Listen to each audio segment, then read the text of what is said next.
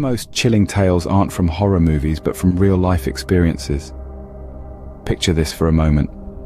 Stories steeped in reality, each more unnerving than the last. 3 narratives that will make your skin crawl and your heart pound. Tales that push the boundaries of your comfort zone and leave you questioning the line between reality and nightmare. But before we delve into these tales, remember one thing. Prepare yourself, because reality can be far scarier than fiction. Our narrative begins with a lady named Sarah, residing solitarily in a compact apartment nestled in the heart of New York City. Sarah embodied routine, her existence as rhythmic as the ticking of a clock, as predictable as the sunrise. She'd wake up at the crack of dawn, have her coffee, water her plants, and set off to her job as a librarian. Her evenings consisted of cooking and curling up with a good book before bedtime. But one day this rhythmic dance of her life was jolted as her mundane existence veered unexpectedly into the realm of unfathomable fear. The eerie incidents began with minor oddities, as insignificant as they were baffling. An uncanny noise in the middle of the night, like the soft scraping of furniture. A favorite book missing from its usual place on the shelf, only to be found later in the bathroom. A peculiar sensation of being under surveillance, as if unseen eyes were tracing her every move. Sarah initially wrote these off as mere figments of her overworked mind playing cruel tricks on her. Yet, as the days rolled into weeks, these seemingly random oddities evolved into clear, unsettling signs of a hidden presence. One night, the chilling sound of muted, deliberate footsteps seeping through the stillness of her apartment made her blood run cold. Desperation gripped her as she searched every corner of her home, her heart hammering like a drum under siege in her chest, but unearthed nothing. On another occasion, she snapped awake in the small hours to find the faint glow of the kitchen light seeping under her bedroom door, and a half-empty glass of water sitting ominously on the counter. It was a glass she distinctly remembered washing and placing in her cabinet before bed. Then came the bone-chilling revelation. On a particularly frosty winter evening, Sarah noticed her spare room's door, a room she never used and kept constantly locked, was slightly ajar. Hesitant, she pushed the door open and there it was, evidence of habitation. A makeshift bed created from her old thrown-out sheets, empty food packets of her favorite chips strewn about, and a stack of her own photos. Each picture was meticulously marked with a date and time, like a perverse timeline of her life. The horrifying truth hit Sarah like a freight train. Someone had been cohabitating in her apartment, her tracking her movements, all without her knowledge or consent. This faceless intruder had desecrated her safe haven, shattering her trust and sense of safety. Despite involving the authorities, the phantom roommate remained elusive. The police conjectured it might have been a squatter, seeking a warm place to hide out. But the thought of an unknown entity stealthily existing in her home, scrutinizing her every move, sent a shudder of terror down Sarah's spine. Unable to bear the tormenting memories of a stalker residing within her walls, she promptly moved out. Sarah's experience is a chilling testament to the fact that sometimes the monsters we dread are not hidden under our bed or in our closets, but might be subtly nestled within the very corners of our daily lives. Our next tale transports us to an old, ominous edifice in the tranquil town of Salem, Oregon, Hill House. Nestled in the heart of this serene town, the Hill House was a silent sentinel that bore witness to centuries of history. This was no ordinary structure, but one of formidable grandeur, with a history as complex and enigmatic as the shadowy figures that danced in the candlelight within its decrepit halls. The Hill House had been built by the town's founding family, a lineage of ambitious men and women who mysteriously disappeared, leaving behind only a legacy of strange tales and whispered superstitions. The house seemed almost untouched by time, its high, vaulted ceilings and creaky wooden floors a testament to its age. It was this antiquated charm that allured the Hill family into its grasp. The family, composed of Mr. and Mrs. Hill and their 2 young children, were initially enamored by the house's quaintness. But it wasn't long before their infatuation turned into a stomach-churning fear. The first signs of the uncanny were subtle. A fleeting figure, barely discernible, seen in the corner of an eye, or a child's giggle echoing through the halls when the children were tucked away in bed. Initially, they dismissed these oddities as tricks of the light or products of their overactive imaginations. But as the days turned into weeks, the inexplicable happenings grew in intensity.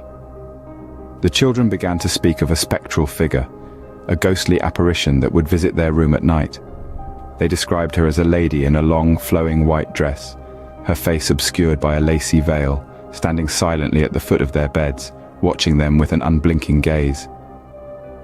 It was a sight that would rouse them from sleep, their screams piercing the otherwise silent night. The parents, though initially skeptical, could not ignore the pure terror reflected in their children's eyes. And then, the eerie voices began. Whispers wafted through the house at the bewitching hour, fragments of conversations from another era. These were not the comforting, calming murmurs of a family home, but chilling echoes of the house's spectral inhabitants, recounting tales of sorrow and fear.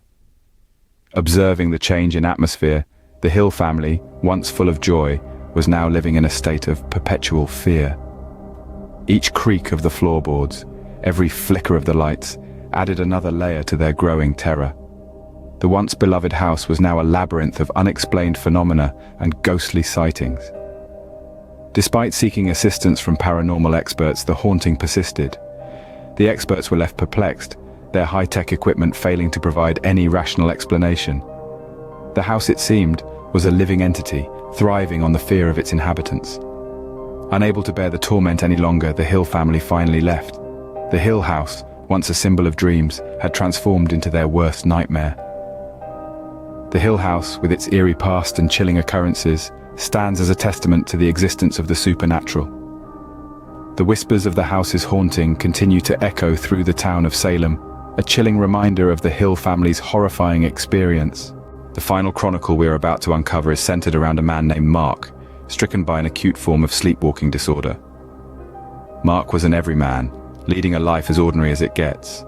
The only thing that distinguished him from the rest was his unusual nighttime activity. His sleepwalking started off as benign nocturnal wanderings. One night, he would wake up in the kitchen, and another in the living room, with absolutely no trace of memory of how he ended up there. These harmless episodes were initially a source of amusement, tales he would narrate to his friends over a casual pint of beer. However, the days morphed into weeks and months. These innocent episodes escalated into far more chilling occurrences. The earliest sign of alarm was discovered one frosty night when Mark found himself outside his house, teeth chattering in the cold. He was standing by his vehicle, keys clenched in his hand, with no memory of how he ventured outdoors, let alone why he would attempt to navigate a vehicle in his sleep. This was Mark's first indication that his unconscious state could potentially endanger him. His somnambulistic escapades intensified, with each episode escalating in its terror quotient. One fateful night, he woke up on his staircase, his hand gripping a pair of scissors. On another, he found himself in the garden, barefoot, with the soil embedded under his fingernails. The fear was slow to creep in. The terror of the unknown gradually gnawed at him. What acts was he capable of committing in this state of unconsciousness? Then, on a freezing winter's night, Mark woke up with a knife in his hand.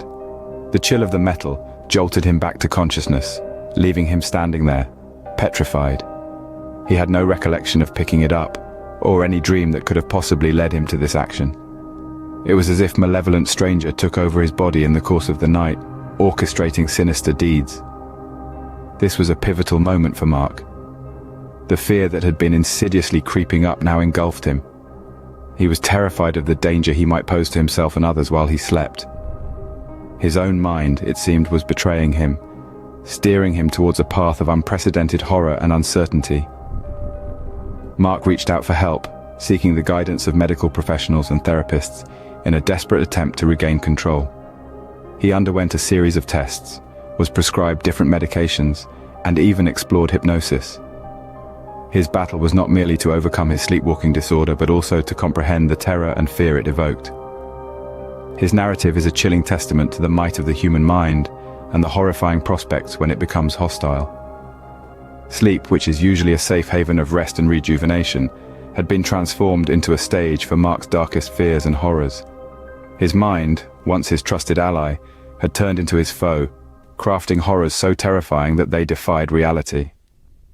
Mark's ordeal serves as a chilling illustration of how our own minds can often rebel against us, crafting horrors that surpass our most terrifying nightmares. His account lingers, an unsettling reminder of the enigma that our minds house, and the petrifying truth of the potential disaster when those mysteries are unleashed. These stories are a chilling reminder that sometimes the most terrifying tales are not from horror movies, but from real-life experiences. We've journeyed through the shadowy corners of reality, where horror and disbelief intertwine.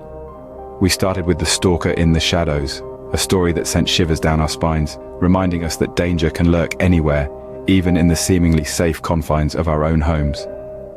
Next, we ventured into the eerie haunting of the Hill House, a tale that left us questioning the very fabric of our reality and the existence of the supernatural. We felt the icy fingers of fear creep up our spines as we listened to the chilling experiences within those haunted walls. Finally, we delved into the unsettling world of the sinister sleepwalker, a story that blurred the lines between dreams and reality, making us wonder what horrors might unfold while we're lost in slumber.